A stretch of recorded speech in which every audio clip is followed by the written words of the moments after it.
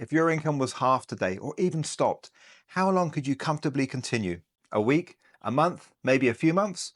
If that question made you stop and think and turned your stomach a little, you're not alone. 2025 is already showing us that global financial uncertainty is the new norm. Markets are shaky, inflation is real, and people are realizing that living paycheck to paycheck is not a game plan, it's a gamble. So today I'm breaking down 7 must-do personal finance tips that you need to bring back certainty and stability back into your life. And if you apply all 7, you'll be able to build real lasting wealth and never feel stressed about money ever again. Now, like most plans, the best place to start is where you are right now and how we can make some small changes. Get recession proof. So a good place to start is where we are now, what's causing the problem and what's not helping the cause. Now I've got some other videos on how to build a budget and great strategies to maximize your salary. I'll put a link down below and you can go check those out. By looking at our bank account and our salary, we can work out where our money is going instead of where it should be going to get you financially healthy. And as somebody who used to be a massive consumer and a spendaholic, they were really helpful for me. Now with our salary, we want to prioritize the essentials, eliminate lifestyle creep, and get prepared for a salary decrease. The last thing anybody wants is less salary, but we must be prepared to ride out that storm. And if your financial habits around your salary are anything like mine used to be, we need to start doing the opposite of what we have been doing up until now. Just a few years ago, the renovation economy went ballistic, and as a renovation contractor, I couldn't keep up. We hit all-time highs. And as the business hit all-time highs, so did my salary. And guess what? My lifestyle went to the moon. We got new cars, a new house fully furnished. We took vacations to Disneyland. We went twice in 1 year. It was high living and it came with a high cost. But everything that goes up must eventually come down, and inflation hit in a big way. As the inflation rose, financing became an issue for most people and the renovation stopped almost overnight. Now, if we wasn't prepared financially, we could have been in big trouble. A sudden drop in income when you have a lot of outgoings can cause big financial problems. Now, thankfully, we were prepared. We had an emergency fund, we had other sources of income, and were able to lower our lifestyle expenses. Without the assets and a recession-ready budget, it could have been a very different story. And for people not prepared and living the high life, it usually is. Having a solid budget and emergency fund isn't just numbers on a spreadsheet, it's a financial parachute to rescue you when things go south. Having those ready to deploy will minimize any anxiety you'll have over economic downturn. Having a recession-proof budget is an excellent place to start, and if you've never done it before, it's definitely where you should start. Take it from me, from experience, the value of a recession-proof budget goes to the moon when you really need it. Thanks for clicking on the video today. I hope you find some value. A thumbs up will be super, a subscribe even more so. But now, let's get back to the video. Pay yourself first, then spend. Now this is one of the most empowering and powerful mindset shifts you'll ever make. This is the building blocks for building wealth and something that rich people have always done. And when I say pay ourselves, I'm not referring to an epic shopping trip or a weekend away. In fact, I mean the complete opposite. We're paying our future selves. It's putting a portion of your salary aside every single month and investing it for the future. It's building a fund to put to work to build financial security for you and your family. You see, most people follow bad financial habits and use their salary to pay bills, buy treats, and if there's anything left at the end of the month, they may put that in a savings account. Now, if you recognize any of that, don't feel bad. Over 70% of Americans do the same thing, and that's why over 70% of Americans live paycheck to paycheck.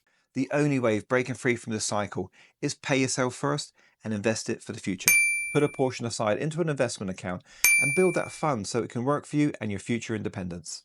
Now, I'm not suggesting that you don't pay your bills and your expenses. They have to be paid every single month. But there's a few small things that we can cut out, a few wants that we can give up and use those funds to invest. And we need to do that every single month. In fact, set up an auto deposit from your bank account to your savings account. Just treat it like another bill or another expense every single month. It has to be paid. It's a non-negotiable. Now, to start off, aim for 5 or better still 10% of your salary and put that into your savings.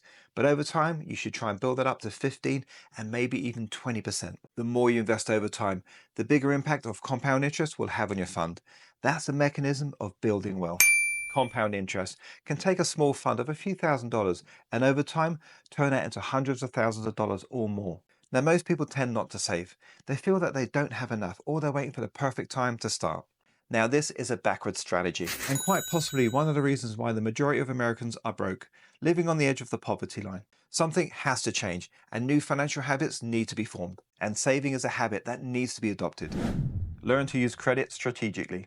Now, credit is a great way to build wealth. In fact, it's one of the biggest ways that wealthy people build wealth by borrowing credit to buy assets. Those assets appreciate in value, the credit is repaid, and the assets provide cash flow.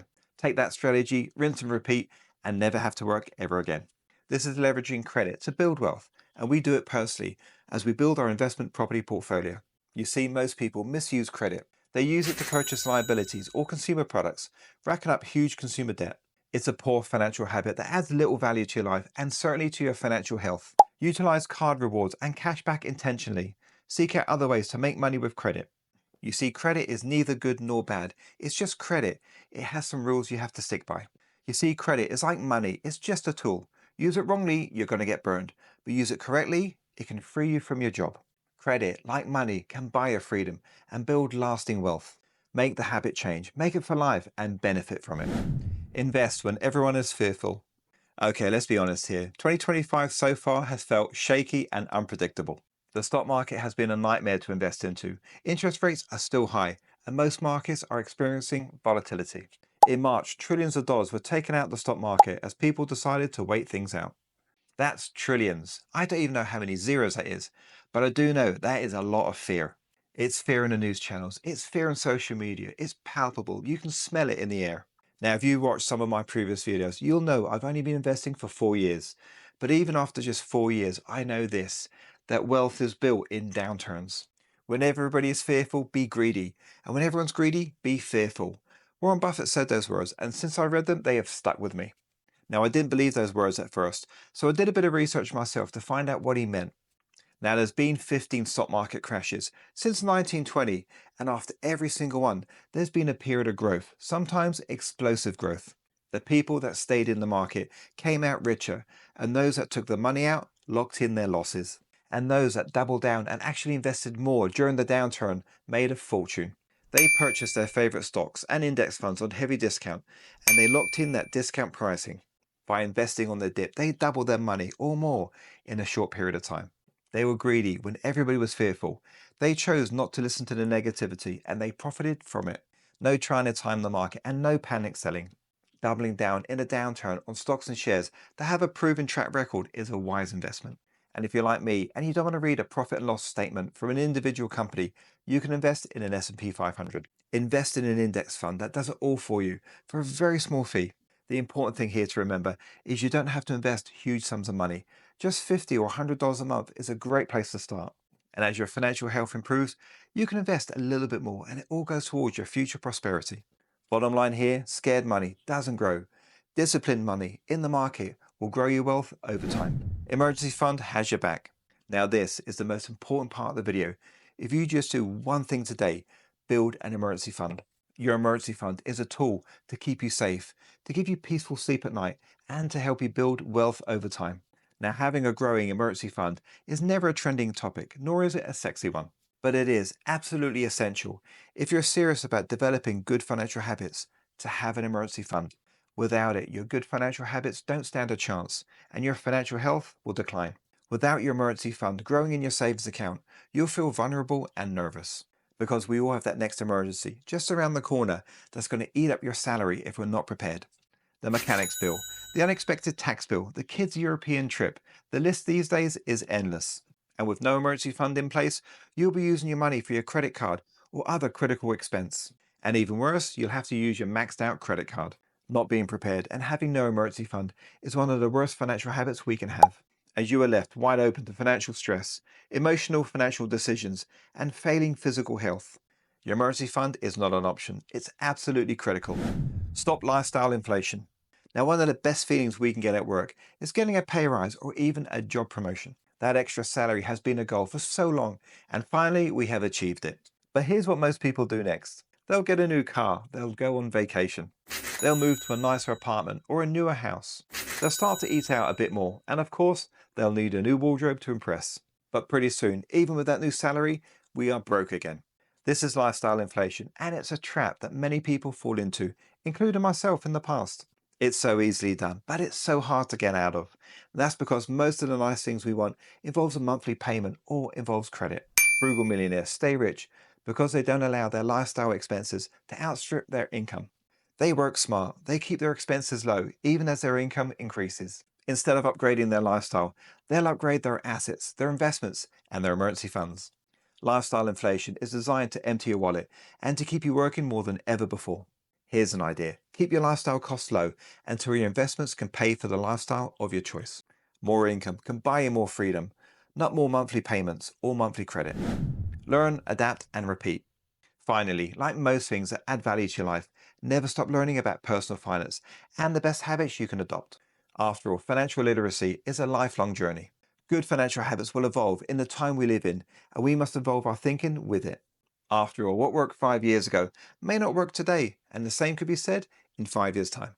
And it should be part of our continuous learning. We have a vested interest. And while we're talking about that, if you have kids, it's our responsibility to set them up with good financial habits too. We can use any costly mistakes in the past and show them what to avoid. Whether they listen or not is another story. But setting them up for financial success should be the goal of every parent. And there is a massive amount of resources out there to help us more than any other time in history. We have access to books and videos, seminars, coaches and mentors, TV shows, even network groups. Find people out there on the same journey as you. Watch channels like this that can help build your knowledge. And maybe, once you feel confident, you can help others too. Maybe others are just starting out. You see, what I've discovered is personal finance has little to do with math. It's got everything to do with good financial habits, adopting the right mindset, discipline, and planning. Master the basics. It will change your life. And if you're like me, you'll be wondering why you didn't do this sooner. Well, if you made it this far, well done, and feel good about it. You're already ahead of 80% of people who are still scrolling, complaining, and continuing bad financial habits. Don't settle for that. Make 2025 the year you turn things around. Make it your year. If you just apply half of these tips today, you're going to do amazing, and your future self will be grateful and thankful. So hit the like button, subscribe to the channel, and let me know in the comments below which tip you're going to focus on today. And if you're looking for a detailed plan on how to put together an emergency fund and just how important it is, then check out this video right here. I left it for you. It's everything I did, plus a couple of tips I picked up that will blow you away. I'll see you in there.